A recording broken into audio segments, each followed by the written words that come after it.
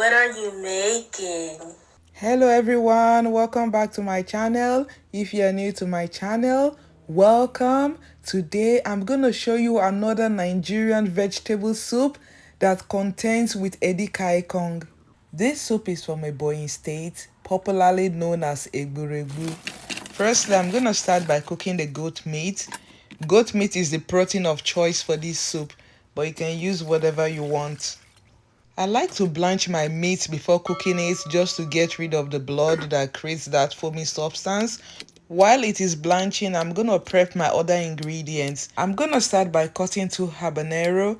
You can use any pepper of choice and you can use any amount that you prefer.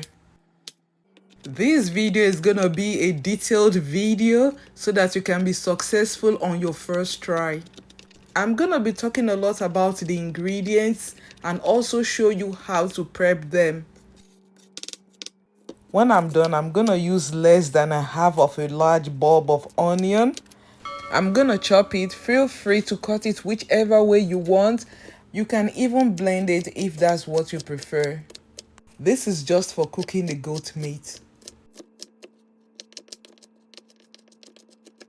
Once the meat comes to a boil, I'm gonna decant it, then rinse it.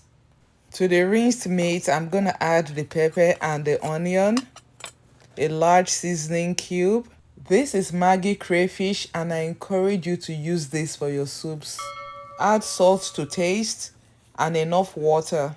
You really don't need a lot of water to cook goat meat, just enough will be fine.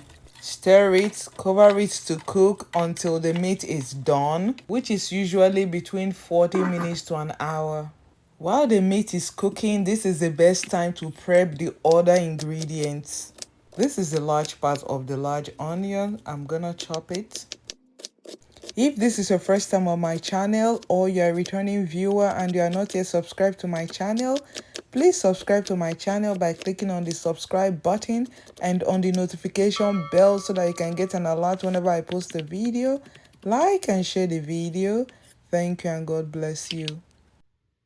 I'm using 3 habanero peppers for the soup. You can adjust it to your taste of spiciness. You can blend, grind, dice, whichever works for you. I have already prepped my stockfish. It is softened to a degree. If you want to know how I did it, I'm going to leave the link in the description box. You can check it out later if you're interested. At this point, the meat is almost done. I'm just going to add the stockfish so that it will continue to cook and soften up and also release its flavor into the stock. I'm gonna let it cook for about 10 to 20 minutes and it should be ready. You're gonna need potash to blanch the leaves. Just get a piece of potash, soak it in water until it dissolves. If you don't have potash, you can use baking soda. I'm gonna set it aside and let it dissolve completely. I'm also gonna prep my dried fish. I am using mangala, but you can use any dried fish of choice. Soak them in hot water for a few minutes, then get rid of the hot water. Then put them in cold water so that it will be very easy for you to clean them. You can use a brush, iron sponge, or any type of sponge you have to clean the fish. When I'm done, I'm gonna rinse it and set it aside. I'm gonna cut my kpomo into small bite size. This is homemade kpomo. If you want to know how to make your kpomo at home, I have a video for that. I'm gonna leave the link in the description box. You can check it out later.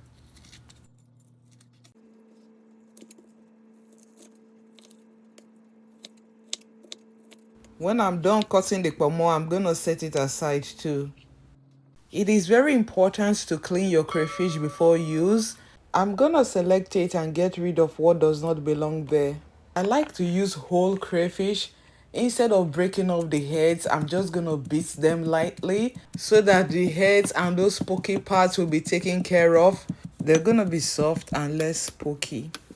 When you are done, it should look like broken crayfish. So back to the goat meat. This is actually 30 minutes later. I just let it cook while I was prepping the other ingredients, but it is perfect. The hallmark of this soup is how the vegetable is prepped. Let me show you how it is done. You're gonna need a large pot of water. Stir the potash water and gently decant it into the large pot of water. The purpose of using potash or baking soda is to soften the vegetable and also retain its color. Cover it and bring it to a boil.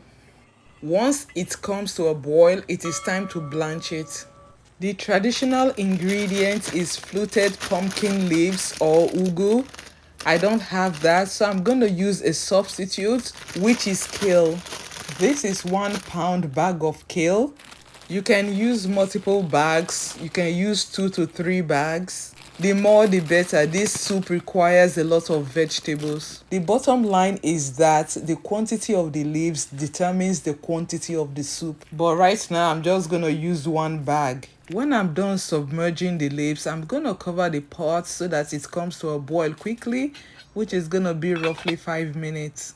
Once it comes to a boil, I'm gonna transfer the leaves to the chopping board.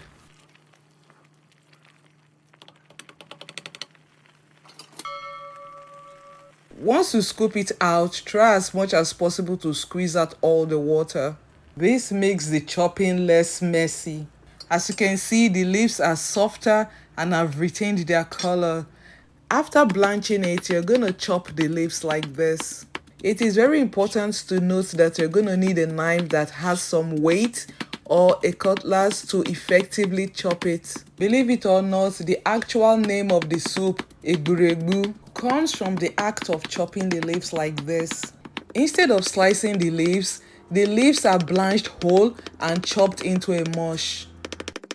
Let me use this opportunity to send out a very special shout out to all those that have subscribed. You guys are the best. I love you. Thank you and God bless you. This is what it should look like when you are done.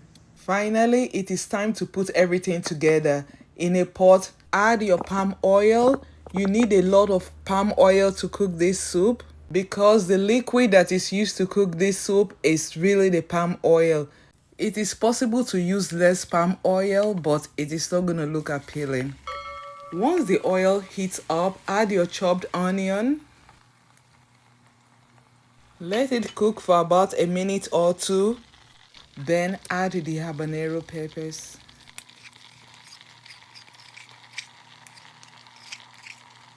Do not let this cook for more than a minute before adding other ingredients. Add your kpomo, goat meat and stockfish.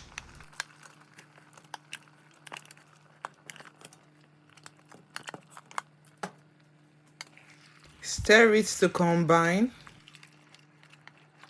Add your crayfish. Add your dried fish. Add 1 large maggi crayfish seasoning. Don't forget to always crush it. Stir it to combine, then cover it to cook for about 10 minutes. 10 minutes later, as you can see, everything has come together. The flavor has been built up.